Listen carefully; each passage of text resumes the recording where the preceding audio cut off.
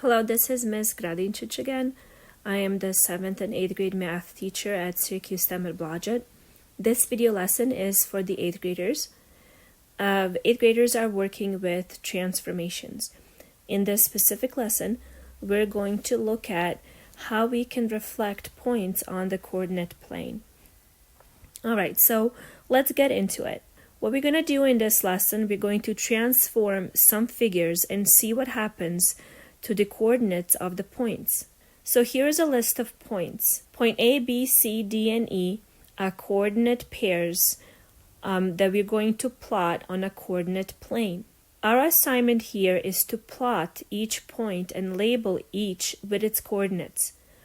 When you read the word plot in an assignment or in a test, know that to be asked to plot something simply means to have to draw it or to place a point on a coordinate plane.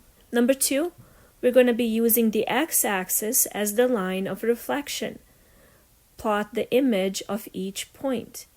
Here we are being asked to reflect, to use the transformation to reflect a point across the x-axis. Then we're going to label the image of each point with its coordinates. And finally, we're going to include a label using a letter. For example, the image of point A should be labeled A prime. The coordinate plane is a tool that allows us to be very specific in describing a location of a point or a shape. It also allows us to measure the distance of transformations or movement of those shapes and points on the coordinate plane. So we have that set of points, point A, B, C, D, and E. They're represented by X and Y coordinates. The way we plot it now, this is something very important. Again, you have to remember that the x-axis is the axis that's horizontal and it goes left to right. And the y-axis is an axis that's vertical or goes up and down. And you have to remember that in a coordinate pair, the pair of numbers are inside of a parentheses, and the first number in that parentheses represents the x-coordinate or the direction of the x, the x-coordinate, and then the second number represents the y-coordinate. So our point A is 0.54. So we start out at the origin of this coordinate plane, which is where x and y axis cross. That is 0, 0 coordinate. And then we're going to go 0.5 units in the positive x direction. And we're going to go 4 units in the positive y direction. Point B is -4.5. So -4 is our x coordinate. So we're going to find -4. So that is in the negative x direction. And we're going to find 5, which is basically we're going in the positive y direction. And there's our B. We're going to do the same process for C, D, and E. Now, the second step in this problem is we are being asked to reflect these points across the x-axis, right? So what I want you to do is I want you to imagine that this coordinate plane is a sheet of paper. And when you're reflecting something across an axis or a line, you're going to fold that paper on that line. So imagine that you fold this paper right where the x-axis is. But before folding it, you're going to put a heavy layer of paint on each of these points. Now imagine if that paint is wet and you fold this sheet of paper right along the x-axis and then you kind of flatten it out, what's going to happen when you open that paper up? Well, what's going to happen is that all of these points that had paint on them, they're going to leave a mark on the opposite end of that x-axis. So for example, point B is the coordinates are -4, 5, and it's essentially above the x-axis. if we fold that paper, that point B is going to flip over the x-axis and it's going to leave a mark underneath the x-axis. And we can be very precise in determining exactly where that mark is going to be. That mark is going to be exactly on the opposite end. It's going to be -4, -5. Let's do one more and then let's try to see if there's a pattern in this.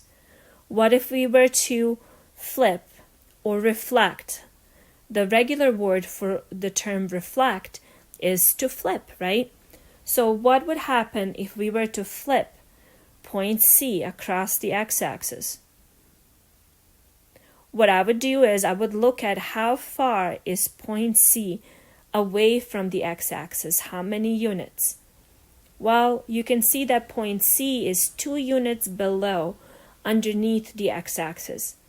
So if I were to put some paint on it and I fold my sheet of paper across the x-axis, that point C is going to leave a mark above the x-axis, and precisely it's going to leave a mark 2 units above the x-axis. So for your to complete this assignment, what I want you to do is in the comments of this video, write down where point A, point E, and point D are going to end up if you were to reflect them across the x-axis.